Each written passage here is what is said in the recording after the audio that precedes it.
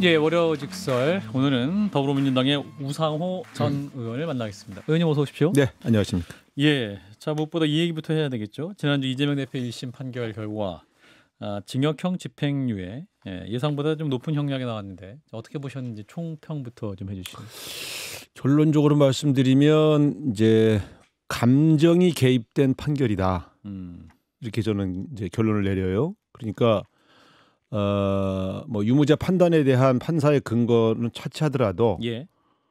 그래서 예를 들어 이재명 대표의 옷을 벗기겠다라는 목적이면 100만 원 이상만 때리면 되잖아요. 근데 징역형을 내렸다는 건 예. 이건 감정이에요.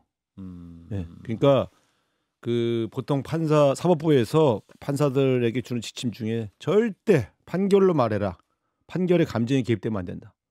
그래서 많은 국민들이 공감할 수 있는 수준에서 양형을 정하고 또 그 양형 이유를 자세히 설명해라. 이렇게 돼 있지 않습니까? 예.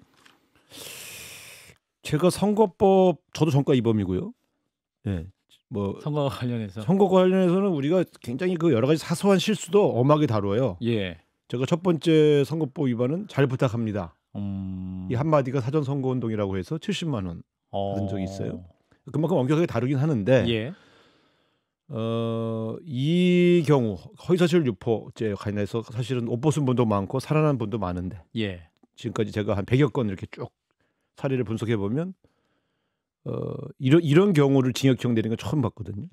그래서 제가 아니 이게 이건 좀 심하다. 예. 이런 느낌이 들었고 그래서 결론적으로 이렇게 판사가 판결에 감정을 개입시키면 안 된다. 공정성 시비가 붙거든요. 그래서 논거들도 제가 볼 때 이렇게 설득력이 있지는 않아요. 그래서 어쨌든 2심 가서 좀 기대를 해봐야 되지 않겠나 이렇게 생각합니다. 그러니까 지금 원래는 재판에서 이제 김문기 씨를 모른다 했다라는 그 부분이 좀 쟁점인 것처럼 보였었는데 재판부는 내가 골프를 친 것처럼 사진을 조작했다. 국토교통부의 협박이었다. 이게 이제 대선 과정에서 해명으로 내놓은 구체적 발언에 대한 진위 여부와 고의성 이 부분을 따져서 이제 해당 내용이 허위 사실이었고 이게 실제 선거에 영향을 미쳤다라는 게 재판부 얘기인데. 자, 이런 거예요. 우리가 선거를 하다 보면 사실을 오인해서 아니라고 얘기하는 경우도 있고요. 두 번째 거짓말을 하는 경우도 있어요. 예. 근데 거짓말했다고 해서 옷을 벗기지는 않아요. 허위사실 유포죄는 예. 굉장히 엄격합니다. 미리 준비해야 되고 고의성이 있어야 돼요. 고의성은 상대방을 낙선시킬 목적 혹은 나의 불리한 걸 너무 뻔뻔하게 감추는. 예를 들면 내가 분명히 중학교밖에 안 나왔는데 대학교 나왔다고 이제 허위 증명서를 쓴다든가 이런 경우들 아니고서는 옷을 벗긴 적이 없어요. 그래서 저는 보면서 지금 이게 상대방을 비방한 게 아니라 자기를 방어하는 과정에서 뭔 얘기를 했는데 예를 들어 이런 겁니다. 압박을 느꼈다는 말을 협박으로 바꿔 말할 수도 있지 않습니까? 예. 이런 경우의 수가 늘 있거든요. 그러니까 예를 들면 그런 경우를 처벌한 적은 없어요. 그렇기 때문에 저는 이게 이렇게 처벌하면 앞으로 허위사실 유포죄로 처벌해야 될 판례들이요 다 바뀌어야 되는데 대법원 판례를 지금 말하자면 1심 판사가 바꾼 거거든요. 예. 저는 조금 납득하기 어렵습니다. 그러면 항소심에서 뒤집힐 거라고 보시는 그건 알 수 없죠. 제가 재판부의 판결을 예측하기 어려운데 예. 어쨌든 지금 사실은 좀 보수적인 법률가나 법수적인 정객들도 이건 좀 과도한 판결인 것 같다라는 주장하시는 분들이 꽤 있어요. 정규재 씨 같은 경우도 예를 들면 뭐 낙선자에 대해서 뭐 이렇게 하는 것은 실효적이지 않다. 그것도 상당히 중요한 근거죠. 예. 그다음에 윤상현 의원 같은 경우도 원래 법조인 아닙니까? 그분도 법조인 아니고 정책 박사입니다. 법조인 출신 아니에요? 법조인 출신. 윤상현 의원이요? 네, 윤상현 의원이? 예. 아닌가요? 뭐 아니 정책 박사. 경제학과 졸업. 그런가요? 예. 확실합니다. 그래? 어쨌든 뭐 선거를 많이 치러봤으니까. 예, 선거 많이 치러봤고 어쨌든 이제 80만 원 정도 나오는 게 합당하다 이렇게 얘기했던 걸 보면 예. 전체적으로 보면 물론 이제 이재명 대표가 이렇게 이 정도의 형량을 받은 걸 갖고 뭐 환호를 지르는지 이 보수 유권자들도 있고 보수 정객들도 있습니다만 예. 사법 판결의 공정성과 안정성이라는 측면에서 보면 저는 조금 위험하다고 봐요. 그렇군요. 그래서 이제 지금 민주당 의원들도 이게 사법부의 판단이 잘못됐다 이렇게 말씀하시는 많이 있고 이제 지난 주말에 장외 집회가 있었잖아요. 네. 장의 집회 혹시 가셨어요? 이번에는 안 갔습니다. 아, 근데 굉장히 가격한 말이 나오더군요. 사법 살인이다. 또 일부 강성지층에서는 판사 탄핵해야 된다라고 이제 이런 주장 나오는데. 저는 항상 정당의 입장에 관해서는 예. 지도부가 발언하지 않은 내용을 아하. 민주당의 입장인 것처럼 그렇게 정리해서는 안 된다. 예를 들어 저희가 국민의힘 지도부의 일원 혹은 굉장히 책임 있는 당직자가 얘기하지 않은 것은 저희도 저 국민의힘의 입장으로 보지 않거든요. 예, 그런 예. 측면에서 민주당 관련 인사가 이렇게 해서 마치 그런 주장들이 민주당의 공식 입장인 것처럼 해석하지 않으셨으면 좋겠다 이런 생각이 들고요. 예. 특히 이번 판결이 난 다음에 좀 격앙된 당원이나 민주당 내 인사 일부가 감정적인 발언을 할 수 있죠. 저는 뭐 그런 정도는 그냥 굉장히 서운하고 분노했구나 이렇게 분위기로 느끼시면 될 것 같습니다. 예. 근데 지금 아까 이제 의원님께서 감정이 개입된 판결이었다 이렇게 말씀하셨잖아요. 네. 그러면 변호인들의 재판 전략 역시 판사들의 감정선을 건드리지 않는 재판 전략도 필요한 거 아니에요? 변호인들의 재판 전략은 제가 뭐 깊이 들어본 바가 없어서 예. 그건 제 평가의 대상이 아니고요. 아, 이를테면 저는 주로 정치 평론만. 예, 정치 평론을 하시는데 네. 이를테면 100만 명들이 무죄 탄원서 낸다든가 아니면 뭐 이렇게 사법부에 대해서 미리 이거 무조건 무죄다 이렇게 사전에 미리 말할 경우에 판사들은 내 재판인데 왜 함부로 판단하느냐 이렇게 기분 아니 나빠한다는. 변호인의 판단이거나 예. 혹은 여러 평론가들의 판단은 이 사건 말고도 수없이 많이 있었죠 이전에. 예, 예. 그게 판사의 판결을 겁박할 목적이 아니라 본인의 의사 표현이죠. 판사님께서 뭐 이러저러한 정객들의 발언을 자기 판결에 관한 발언을 다 수집해서 보시면 그것도 좋은 건 아니에요. 모른 척 하셔야 돼. 예. 예. 자기가 그냥 법과 양심에 따라 판결하면 되지. 예. 내 판결 가지고 왜 이렇게 여러 사람들이 떠들지 하고 다 그 SNS 뒤지시면 안 됩니다. 예, 뭐 SNS 뒤지시 않았을 텐데. 자, 근데 이제 이게 이 판결이 이제 대법원 확정 판결까지 가게 되면 이제 벌금 100만 원 이상이 확정이 되게 되면 네. 지금 더불어민주당이 434억 원의 선거 보조금을 반환해야 된다. 또 이렇게 주장이 나오고 있습니다. 실제로 이런 시나리오가 가능할 것인지. 아니 그것은 가정법이니까요. 그렇게 되면 이제 민주당은 완전히 폭삭 망하게 되죠. 지금 434억을 어디서 만듭니까? 건물 팔고 모금을 해도 아마 만들기 어려울 거예요. 예. 그러니까 이 판사님은 지금 사실은 굉장히 이재명 대표 개인만이 아니라 민주당까지 폭삭 망하게 만든 판결을 내린 건데 제가 있는데 뭐 용서해 달라는 게 아니라 뭐 그냥 무조건 복귀해 달라는 게 아니라 예. 논란이 논란이 많은 사안에 대해서 이렇게 엄청난 판결을 해도 되는 건가? 네? 뭐 민주당이 무슨 뭐 감정이 있으신가? 왜 그러셨을까요? 어쨌든 저야 뭐 어떻게든 뭐 그런 결과가 생기지 않도록 막아야 되겠지만 예. 사실은 그래서 역대급 판결에서 이렇게 한 적이 없단 말이죠. 예. 그렇군요. 그래서 지금 이제 민주당 차원에서 법적 대응이 이제 나설 계획인데 그럼 이게 변호인단 구성을 통해서 항소심에서 뭐 새로운 전략을 제가 구성하겠. 좀 민주당 당자가 아니니까. 아, 그런가요? 민주당의 법률 대응까지 이렇게 물어보시면 네. 하겠습니다. 네. 지금까지 하신 분들도 열심히 하셨으니까 예. 잘 준비하시면 될 것 같습니다. 알겠습니다. 하나만 재판 관련 묻고 다른 얘기로 넘어가면 그 일주일 정도 남았어요. 이재명 대표 또 하나의 재판 25일에 그 위증교사 선고 관련 재판도 있는데 사실은 이 재판이 더 어려운 재판이다. 그래서 일각에서는 또 벌써부터 법정 구속될 수 있다. 국민의힘 주장은 그렇습니다. 법정 구속을 한다고요? 아, 국민의힘 주장은 그렇습니다. 그게 어떤 분인지 모르겠지만 좀 심하시네. 그러니까 제가 요즘 느끼는 건데 이래요. 예. 당은 당 여러 가지 사안을 가지고 막 다툴 수가 있는데 예. 제가 최근에 그 한동훈 대표가 예. 계속해서 연이어 이재명 대표의 이 판결을 가지고 너무 기쁜 표현들을 많이 하시잖아요. 아, 기쁜 표현? 예. 그러니까 거의 뭐 너무 즐거워하지 않습니까? 근데 예. 과거에는 예. 개인들은 그렇게 해도 자기 파트너잖아요. 여당 파트너가 여당 대표의 정치 파트너가 예를 들어 야당 대표고 여당 원내대표의 파트너는 야당 원내대표고 파트너가 이렇게 예를 들면 이 정치 생명이 끊길 정도의 형량을 받으면 속으로는 즐거워도 겉으로는 안타깝다고 표현하는 거예요. 그게 정치 금도예요. 예. 예? 자기 파트너이기 때문에 예. 대변인이나 다른 사람들한테 막 그렇게 뭐 다른 논평하게 하는 것이야 뭐건 어쩔 수 없지만 이 정치 금도를 어긋나는 이런 식의 이 논평이나 태도들 이런 걸 그렇게 보여주는 게 예. 국민 통합에 도움이 됩니까? 잘 됐다. 넌 잘릴 줄 알았다. 뭐 잘 됐다. 뭐 이런 식으로 접근하는 모습들이 예. 저는 별로 과거의 사례를 보더라도 이렇게 노골적으로 이렇게 즐거워하는 논평을 내거나 이렇게 하신 분들이 없었어요. 그러니까 저는 그런 측면에서는 상당히 부적절하고 흔히 우리가 이제 그러니까 이제 여당 지지자나 야당 지지자나 이 한동훈 대표에 대해서 예. 예, 네 가지가 없다 이런 소리를 자꾸 하는 이유가 바로 이런 태도들 때문이죠. 제가 볼 때는 좀 적절하게 속으로는 좋을지라도 겉으로는 어쨌든 내 파트너가 이런 일을 당했으니 참 안타깝다. 절제된 표현을 해주셨으면 좋겠어요. 예. 국민 감정을 강건드렸으면 좋겠어요. 특히 야권 지지자를. 오히려 그렇게 더 강하게 나갈 경우에 역풍이 불 수도 있다. 국민의 아니 뭐 쪽에. 역풍력은 일반 국민들이 어떻게 판단하는가인데 예.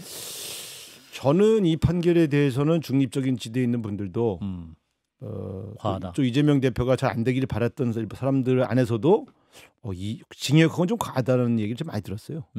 제가 이제 그런 여론의 근거에서 예. 이런 말씀을 드리는 것이죠. 사실은 이제 뭐 지난주 재판도 1심이고 25일에 있을 재판도 1심 재판 결과입니다만 네.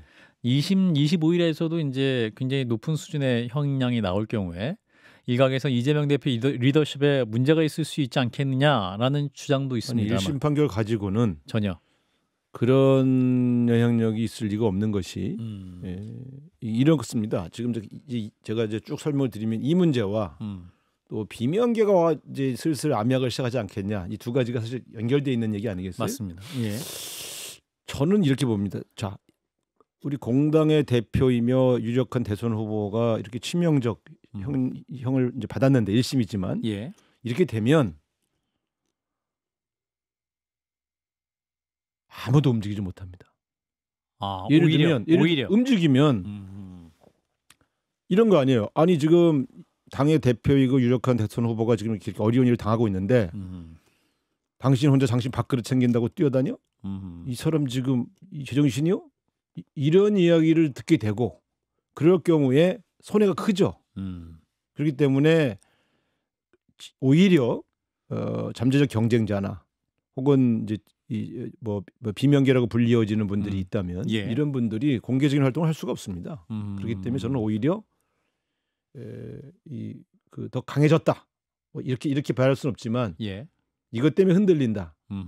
그럴 리는 없다. 아하. 저는 그렇게 보고 있습니다. 아, 오히려 아니 오히려가 아니라 입장을 바꿔놓고 예. 예를 들어 집권당의 대표가 이런 일을 당했다. 그러면 당 내에서 그 당 대표와 거리를 둔 사람이 쌤통이다, 이럴 줄 알았다 이런 얘기하고 다닐 수 있습니까? 절대 못하죠. 다 같이 한 목소리로 사법부의 판결에 아쉬움을 표하고 예. 2심 3심이 잘 되길 바란다. 예. 잘 되길 바라는 사람이 여기저기 다니면서 해집고 다니면 되겠어요? 오히려 못 움직입니다. 그래서 이런 관측은 오히려 이 당 내부의 사정을 잘 모르시는 분들이 예. 또 이재명 대표가 잘 안 되길 바라는 분들이 신나게 떠드는 얘기일 뿐이다. 민주당 지도부의 전략은 그럼 어떻게 해야 될까요? 이제 한동훈 대표 같은 경우는 판사 겁박 프레임을 민주당이 강하게 씌우고 있기 때문에 오히려 재판부를 또 2심에서도 오히려 긴장시킨 요인이 될 수 있을 것 같은데. 아니 저는 뭐 한동훈 대표 말은 그 김건희 여사를 상대로 윤석열 대통령을 압박할 때 얘기 빼고는 들을 얘기가 별로 없다고 생각해요. 그러니까 예를 들어 우리가 요즘 장애 집회하는 게 판결 예. 때문이 아니지 않습니까? 그러니까 서초동 앞에 모였던 분들은 판결 전후로 모였던 분들은 그 걱정 때문에 모인 거겠지만 예. 민주당이 공식 집회는 김건희 여사의 도이치모터스 관련 무혐의 난 직후부터 3회에 걸쳐 한 거거든요. 예. 그리고 무혐의에 대한 항의하면서 결국 방법은 검찰을 믿을 수 없는 특검을 하라고 하는 우리들의 일관된 주장을 하기 위한 집회란 말이에요. 예. 그렇기 때문에 이 집회와 이재명 대표를 판결하는 판가사에 대한 겁박은 전혀 연관이 없죠. 아니 김건희 여사 특검하라고 압박하는 것이 사법부에게 압박이 된단 말입니까? 그래서 사법 리스크, 사법 그 리스크를 줄이기 위한 행동이 된단 말입니까? 이런 말이 어디 있어요? 그러니까 전 전혀 앞뒤가 안 맞는 얘기를 가지고 또 일련의 그것이 보도가 되는 그런 방향에 대해서 이상하다. 그러니까 야당의 장애 집회는 김건희 여사의 진실을 밝히자고 하는 것이지 이재명 대표의 재판에 무죄를 해달라고 한 것이 아닌데 예. 적어도 도심지 집회는 그걸 가지고 자꾸 이렇게 겁박 프레임을 씌우는 것은 저는 적어도 한동훈 대표가 법조인 출신 맞나 아무리 정치인이어도 법조인으로 볼 때 이게 앞뒤가 안 맞는 걸 알면서 왜 저런 주장을 하실까? 그래서 김건희 프레임에서 빨리 빠져나와서 이재명 사법 리스크 프레임으로 옮겨 타려고 하다 보니 앞뒤가 안 맞는 얘기들이 막 하는 거예요. 예. 제가 볼 때는 그렇게 저는 이해를 합니다. 김건희 여사 특검법은 이제 세 번째 저기가 네. 통과가 됐는데 네. 거부권 행사할 것이고 네. 그럼 11월 28일 아마 재표결 예정이 돼 있는데 네. 어떻게 될까요? 글쎄 제가 볼 때는 재의결까지 통과되기는 쉽지는 않다. 그런데 이번에도 예, 그렇죠. 그런데 언젠간 된다. 예. 4번, 5번, 6번, 뭐 10번까지 갈 수도 있죠. 10번까지. 할 수도 있죠. 아. 그러니까 저는 그래서 그렇게 해서 통과되면 더 힘드실 거다. 아, 김건희 여사가. 네. 그 민주당은 또 10번까지 여기저기 역학자들한테 자기 감옥가냐고 물어보실 필요 없어요. 이거 특검법 받으시면 돼요. 뭘 주술사들한테 물어봅니까? 그럼 여당이 이탈표가 이제 이번에 8표가 나오지 않을까라는 예측도 있었는데 이번에는 나오지 않을 가능성이 많아 보이시는 거군요. 글쎄 저는 이제 적어도 이 한동훈 대표가 두 가지 방법을 쓰고 있지 않습니까? 예. 하나는 대통령의 기자회견 이후에 반발하지 않는 것은 공격하지 않고 있는. 이 정도로 그 문제는 정리된 것으로 받아주자라고 하는 암묵적인 내부 동의를 하는 것 같고요. 예. 두 번째는 이제 특별감찰관 임명을 당론으로 정했지 않습니까? 그렇죠. 특별감찰관을 받을 테니 특검법은 거부해달라는 소위 말하면 당 내부 설득용으로 특검을 주장했다고 좀 봐요. 그래서 이 김건희 여사 문제를 어떻게든 해결해야 된다고 생각하고 있는 의원들이 상당히 꽤 있었는데 예. 그분들을 특별감찰관으로 이렇게 설득하는 그런 수단으로 썼기 때문에 예. 저는 더 늘어날지 이 정도로는 안 된다고 하는 분들이 늘어날지 그러나 적어도 11월 25일 이재명 대표의 판결이 있고 28일 날 본회의가 된다고 하면 예. 적어도 이 정치적인 분위기로 보면 그 사이에 이탈층이 더 늘어나야 할 사회적 압박이 좀 약해졌거든요. 적어도 국민의힘 의원들을 상대로 한 예. 그런 측면에서 전 그렇게 제 의결이 낙관적이라고 보지는 않은 편입니다. 지금 명태균 씨가 구속 수사 받고 있지 않습니까? 네. 그래서 명태균 씨와 김건희 여사 함께 나눴던 대화도 일부 뭐 나오기도 하고 있는 것 같고 물론 이 목소리는 나오지 않고 있습니다만 지금 구속 수사가 몇 번 연장되면 한 10월 초까지는 예정돼 있는데 그 사이에 뭔가 또 드라마틱한 전환이 있을 수 있지 않을까요? 명태균 씨와 김영선 전 의원의 신변을 확보했다는 것은 예. 그 두 분이 바깥에 언론을 상대로 함부로 발언할 수 있는 기회가 박탈당한 거죠. 예. 그럼 뭐 그걸 목적으로 했다고 볼 수는 없지만 예. 결과적으로 그런 측면의 효과는 분명히 있기 때문에 예. 명태균 씨가 그 구속된 상태에서 자포자기해서 갖고 있는 증거를 다 공개할 거냐? 그것은 제가 판단하기 좀 어렵고요. 예. 일단은 수사를 받으면서 검찰하고 내고를 좀 해보지 않겠습니까? 명태균 씨가 뭐 저는 그렇게 할 것 같은데요. 변호인 측이 뭐 여러 방법을 동원해서 또 검찰 입장에서도 좀 부담스럽지 않습니까? 부담스러운 증거를 까면 자기들이 수사하기 굉장히 어려우니까 예. 적당한 수준에서 명태균 씨와 김영선 전 의원을 처벌할 수 있는 수준의 증거 확보에만 관심을 기울일 것이라고 보기 때문에 저는 추가로 뭐가 터져 나올 가능성이 그렇게 크진 않다고 봅니다. 물론 갖고는 있을 텐데. 갖고는 있지만 네. 대통령 부부까지 수사가 확대될 수 있는 그런 범위까지는 현재 검찰이 나온 명태균 씨 쪽을 통해서 나온 걸로는 예. 김건희 여사 관련된 거는 충분히 제가 볼 때는 조사할 수 있다고 보는데 예. 대통령 관련한 것을 조사하기는 좀 애매한 측면이 있죠. 물론 마지막 녹취록 공개된 거에 이제 그런데 그거는 이제 명태균 씨가 공개한 게 아니고 제 3자가 공개한 거 아닙니까? 그렇죠. 그런 게 있고. 근데 저는 오히려 이준석 대표가 말한 내용이 굉장히 결정적이라고 본 편이에요. 적어도 그러니까 공천 개입 논란에 관해서는 가장 직접적이고 가장 신빙성이 있는 주장을 하신 거거든요. 본인이 공천권을 쥐고 있는 당 대표인데 자기에게 지방선거 관련하여 누군가 공천을 청탁했다라고 증언했지 않습니까? 역정을 냈다. 이거는 뭐 우리가 명백히 부정청탁이거든요. 그리고 이거는 판례도 있고 예. 대통령실이 특히 대통령이 직접 부탁했다. 박근혜 대통령 거는 박근혜 대통령이 직접 육성으로 지시했다는 증거는 없었어요. 예. 대통령실이 갖고 있었던 거죠. 근데 그거는 당연히 대통령의 의중에 따라 지시에 따라 이루어진 것으로 해석해서 2년형 징역형을 받은 거죠. 예. 이번에는 대통령이 직접 했다고 이준석 대표가 증언했지 않습니까? 뭐 시장이나 구청장 선거나 몇 가지에 이거는 대해서 굉장히 얘기했죠. 구체적이고 직접적인 주장이고 이게 만약에 이준석 대표가 갖고 계신 일정한 증거물과 함께 대출되면 예. 이거는 빼박 증거가 되죠. 그렇군요. 지금까지 윤석열 대통령에 관련돼서 불법 여부를 증명할 수 있는 아주 가장 구체적이면서 가장 위협적인 증거 이준석 주장은 대표가. 이준석 대표의 증언에서 나온 겁니다. 아하, 그렇군요. 차후에 그럼 어떤 증거가 공개될지 키는 이준석 의원에게 있겠군요. 그렇죠. 예. 한 2분 남았는데요. 대통령의 그 군 골프장 방문, 저희 CBS 보도국에서 단독 보도를 했는데 후폭풍이 계속되고 있습니다. 이제 대통령이 이제 골프를 쳤다. 이 보도를 저희가 하자 대통령실은 트럼프 2기 골프 외교를 위한 연습이었다라고 했다가 이게 또 그 전부터 또 했던 것이 밝혀져서 거짓 해명 논란이 있습니다. 근데 또 현장 취재 기자의 이 또 폰을 뺐고 기자가 경찰에 입건된 사실이 또 알려지면서 논란이 있습니다. 어떻게 보고 계십니까? 이 정부가 하고 있는 행태, 특히 대통령실의 해명과 관련해서는 예. 정권 초기부터 음, 너무 거짓 해명을 너무 남발해요. 음, 국민이 납득할 수 없는 예. 해명들. 그러니까 그것은 뭐냐면 감추고 싶은 불편한 진실이 있을 때 거짓말하는 거예요. 그렇죠. 예. 그런데 그러니까 아니 이렇게 되면 이렇게 말씀하면 되는 거 아닙니까? 대통령이 요즘 심신도 피곤하고 그래서 원래 골프를 좋아하셨는데 대통령도 힐링할 시간이 필요하다. 주말에 쉴 수도 있지 그리고 않냐. 그게 단순히 쉬기만 하는 게 아니라 중요한 어떤 민심을 듣는 방법이기도 하다. 이렇게 말했으면 아무 문제가 없어요. 예. 왜냐하면 저는 대통령 골프 치는 거 반대하지 않습니다. 근데 국가적인 변란이 있거나 무슨 큰 중대 사고가 있거나 이럴 때 좀 조심하고 우리 국회의원들도 조심하니까 절제할 필요가 절제하고 있고. 그러나 뭐 외국 대통령들 다 아시는데 우리 대통령만 하지 말라고 할 수는 없어요. 예.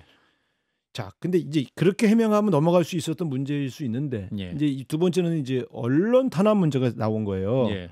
취재하고 있는 기자가 기자 신분을 밝히고 있는데 핸드폰을 뺏어간다? 그때 핸드폰이라는 거는 기자의 취재 도구입니다. 예. 카메라 기자 같은 카메라 뺏어간 거잖아. 이 예. 큰 그렇죠. 이게 지금 뭐 하는 짓입니까? 그러니까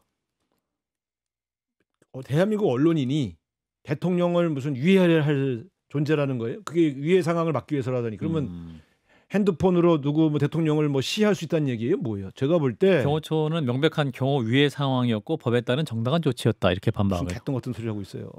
그런 식으로 말하면 예. 과거 역대 대통령들 언론사가 취재한 게 다 위해죠. 그러면 갑자기 들이대서 막 사진 찍고. 사진기나 혹은 카메라 들이대고 물어본 게 뭐 한두 번입니까? 그런 예. 측면에서 본다면 그런 상황이라는 게 다 위해 상황이냐? 아니 대통령실 안에서도 하는데 그렇지 않습니까? 예. 대통령실 안에가 1급 경호 구역 아닙니까? 그 안에서도 자연스럽게 그런 일을 하는데 그래서 이 경우는 대통령 골프 치는 것을 보도하지 못하게 하려고 하는 보도 통제죠. 네. 이건 이 사람 책임져야 돼요. 알겠습니다. 일단 오늘 말씀 여기까지 듣도록 하겠습니다. 더불어민주당의 우상호 전 의원이었습니다. 고맙습니다. 감사합니다.